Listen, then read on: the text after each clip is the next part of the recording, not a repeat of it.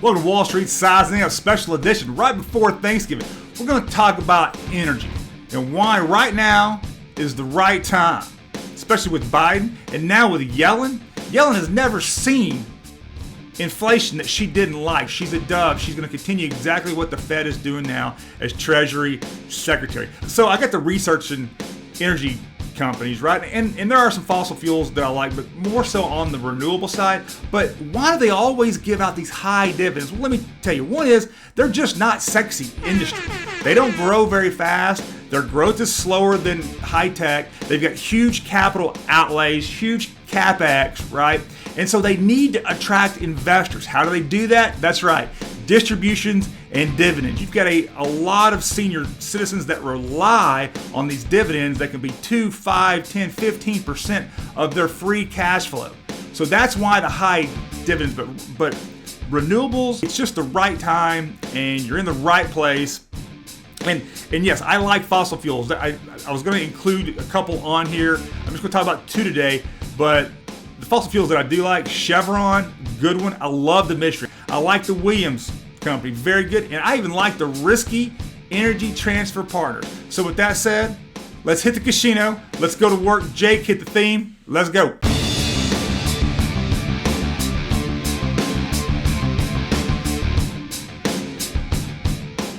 First stock is BEPC, is Brookfield Renewable. Now there is a partnership, it's just BEP, and that's kind of what we have to talk about. But this is Brookfield Renewable. They have a family, right?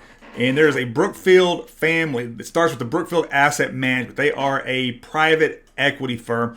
They've got about $30 billion in assets. They run infrastructure, but the private equity is literally land development. They started in multifamily, and then they got into infrastructure, right? And so then they spun off a company called Brookfield Infrastructure, that then spun off Brookfield Renewable, right? But understand, Brookfield Renewable operates as a limited partnership, and it's got a Brookfield Energy Corporation. Both give the dividends. You just need to talk to your CPA about which one that you need to be in, right, for your tax advantages. You don't look like a social worker. I'm a special classification. Right, but here's the Brookfield Infrastructure, which eventually spun off the Brookfield Renewable. It was an operating unit of Brookfield Asset Management that retained 30% ownership, and it was also the GM, blah, blah, blah, worth $30 billion. They operated a global network of infrastructure companies in utilities, transportation, energy, communications infrastructure, now invests in transmission, telecommunications lines, toll roads, ports, and pipelines. You get infrastructure, infrastructure, infrastructure. I repeat things for emphasis. Emphasis! Market cap is about 30 billion. They bring in about 3.5. What falls out the bottom of their net is about 600 million. That's the infrastructure side. So they decided that in 2010, 2011, hey, let's just focus. Let's have a company that just focuses on renewables. Bam. Brookfield Renewable Partners pops up. It's headquartered in Toronto. It is 60% owned by Brookfield Asset Management, the private equity firm. It owns over 200 hydroelectric plants. That's the dams, right? 100 wind farms and 550 solar facilities. That was in 2017. You want to know what they have now? 5,300 generating facilities in North America, South America, Europe, and Asia. They are quickly acquiring, and they have the management to do it. But here's the key. They've gone from, in 2017, from about 16,000 megawatts of capacity to 20,000 megawatts. Unbelievable growth, right? So here's our website. You can read all about them, BEP. So in researching them, I listened to their calls, and I listened to, there was a bank analyst on there, or what I thought was one. His name is, I believe, Jeremy Hall. He had some great questions. I looked him up, and he talks about, clearly an expert in the renewable field, and he talks about exactly what I want to talk about today. So that's what I'm going to read from. The Brookfield family of companies, this is their arm that owns the hydroelectric dams, wind and solar. We knew that, right?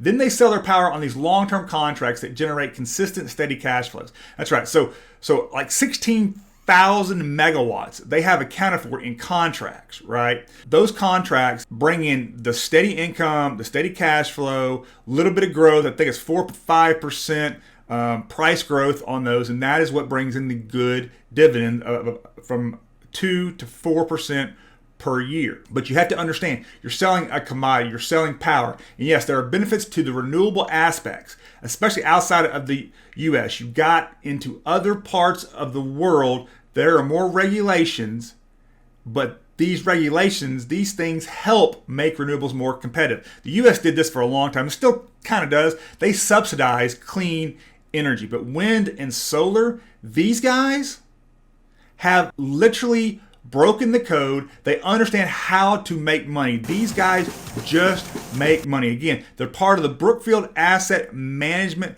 family that is all into infrastructure. So they see a lot of deals come across their desk, right? They pride themselves on not taking overpriced deals, right? They take the deals that they know they can make money on, because their primary goal, and here it is, when it comes to returning value to investors, is to grow the distribution dividend, to grow it at 8 to 9% a year, right? So take that 3% to a 4%, take that 4% to a 5%. And that's literally what they've done the last 5 years, and we'll get into that in just a second. The hydroelectric assets are key, right? So a dam is like a battery. It's stored energy. You can turn it on and off all you want. They've got over 200 of these dams, right? Then they sell that energy to these high-flying energy partners like your plugs, like your SBEs, like your F cells, right? And they don't have the dependability problems of the wind and the solar. Now, they own those, but the wind may not blow, and sometimes the sun's not out, right? So you can always turn on the hydroelectric, right? So you've always got that backstop. That's what's good about them, right? So hydroelectric is about 2/3 of their business, down from 80%, which the makeup, that other third, is now primarily through the acquisition of Terraform, which had the solar and the wind. They want to send the message that they won't buy anything, they want to buy the right assets at the right price. And here's the thing, guys. Over the past 5 years, if you had reinvested on a total return basis your dividends into the company, you would have gone to the moon. 250% is what these guys have done in the past 5 years. Here they are here. You can see the dividend. What I like to see too is that if I put this on full screen, you can see the run up, the 5-year run up here, huge. 250%. But if you look at the financials, look what they've done from last year to this year, right? Profit margin has gone down this year some, I will say that, but the revenue has gone up, 2.14 billion. They've got 377 million in cash. But here's what I like to see: the percent held by institutions, 75%. Now I get 60% of that is from BAM, Brookfield Asset Management, but 75% is held by institutions, and that's what you like to see. I looked at the hedge funds. 6 or 7 own some type of Brookfield, 5 own Brookfield Renewable, and that's why I like them, guys. I cannot emphasize more. I believe this is a 5x in the next 5 years. Damn!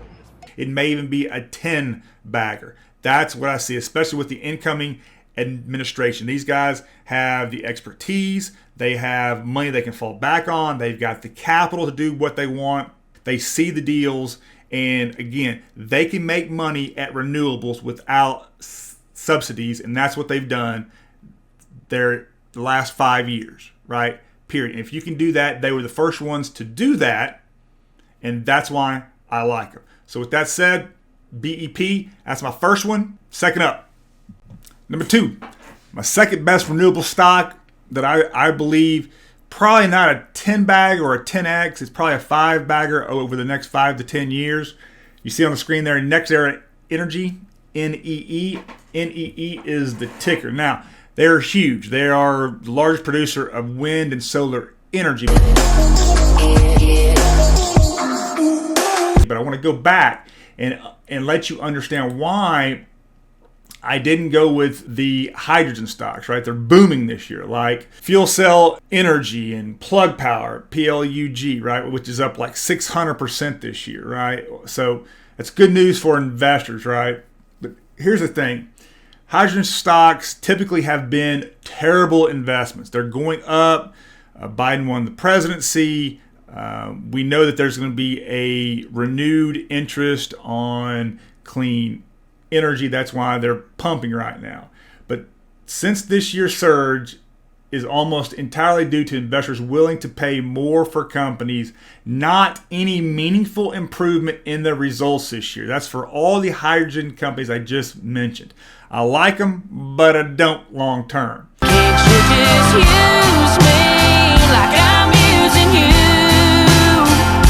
Things could end badly if these companies don't deliver on the promise of hydrogen as a zero carbon fuel. So they're just huge bets right now. That's what they are. So if you want that, there you go. Hit the Wall Street bets on Reddit. I'm sure they've got a lot more. The one that I like, Next Era Energy, has given the green light to clean hydrogen project powered by the falling cost of wind and solar. Here's the thing. Here's the secret sauce that Next Era Energy's got, and then I'm going to get more into the company itself. The secret sauce that made Next Era Energy so successful as an investment and as a business going forward to grow is because it's really forward-thinking management. It's an executive team that has seen opportunities to invest in renewables, not just within its own business, but also for subsidiaries that are wholesalers that sell the power to other utility customers. But here's the dirty little secret about those hydrogen stocks, guys. For hydrogen is that most of it comes as a byproduct of producing hydrocarbons, right? So for the fossil fuels. So understand, if you're investing in hydrogen, that is a byproduct of fossil fuels. So a lot of people don't know that. Understand that Next Era Energy has a $65 million pilot project that's going to utilize solar energy to generate hydrogen. And the idea is that they're going to use the hydrogen to replace some of the natural gas that's being consumed as feedstock at one of its electric power plants. Who are these guys, right? What are their financials? Well, first of all, NEE, it's a $155 billion market. It is right there with ExxonMobil. Who would have ever thought a renewable and a utility could be right there with almost the same market cap as Exxon? They own Florida Power and Light, some other utilities, and they have some businesses that do wholesale energy as well, like Next Era Energy Partners, which is the primary renewable energy focused yield co. They're really focused on renewables as a big part of their business. It's wind and solar, the production plus the cost of energy storage on a levelized cost basis, meaning you have to worry about just how much it costs to produce and generate and distribute the power. Renewables are going to be cheaper than anything else right now, even the newest, most efficient natural gas turbines. They see the play. You can produce this, really do it at less than what you can produce fossil fuel energy, because you can make money out of it, right? And oh, by the way, it's also a zero emissions and better for the environment, all of those other benefits that are critically important to clean energy. Florida is a big and growing market. We all know it's a big state. It's continued growth, its population is exploding. It's a dynamic place to do business, much like Texas. And a lot of business are moving there. Retirees still moving there. It's a great place to raise a family. And guess what? It's called the Sunshine State, hence the solar. And I think it's going to continue to be a winning investment. It's a utility that's a growth stock. Now, when have you ever heard that? A utility that is a growth stock. And that's because they have invested so much in wind and solar. The stats, we pull some stats here. From 2004 to 2019, Next Era adjusted earnings per share grew at a compounded annual growth rate of 8.4% per year, while dividends grew at a compounded annual growth rate of 9.4%.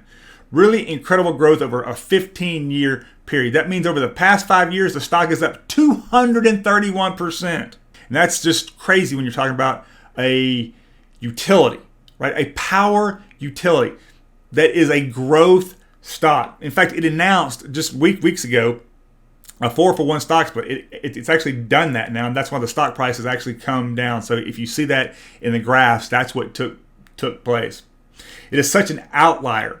Super slow growth, and they pay cash. They just give all their cash flows out to dividends. And if they grow at 2 or 3% a year, that's great. This is what a normal utility does, right? And if they pay 3 or 4% dividend yield, you're doing great. That's super, super winning investment because that is a secure investment for retirees. What I talked about in the opening. It's lower risk, lower beta, and they hold their value. That's what these utilities do. And What I do. And they throw off dividends and cash. It is rare that you find a utility out there that has been able to grow at the rate that NextEra has, right? And guess what? They even try to buy Duke Energy, a $60 billion company. They even tried to buy them. Now, Duke is the largest regulated utility in the U.S., but they said no. The NextEra management team is focused on building bigger, better business. Does that sound familiar? Biden? I promise you, the president has a big stick.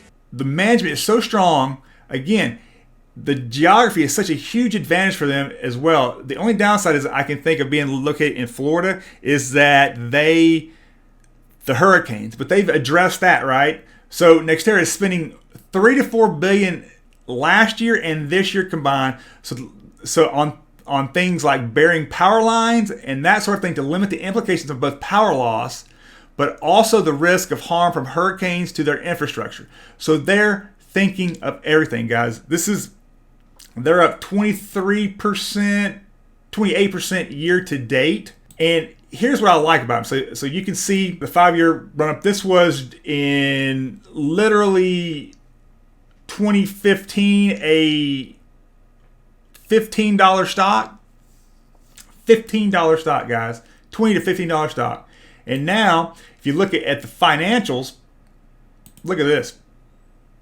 So in 1 year, the market cap's gone from 113 billion up to 155 billion. The enterprise value's gone from 154 billion to almost 200 billion. Everything has improved. The revenue, 18.19 billion. They have the cash, the debt's under control, and here's what we always like to see.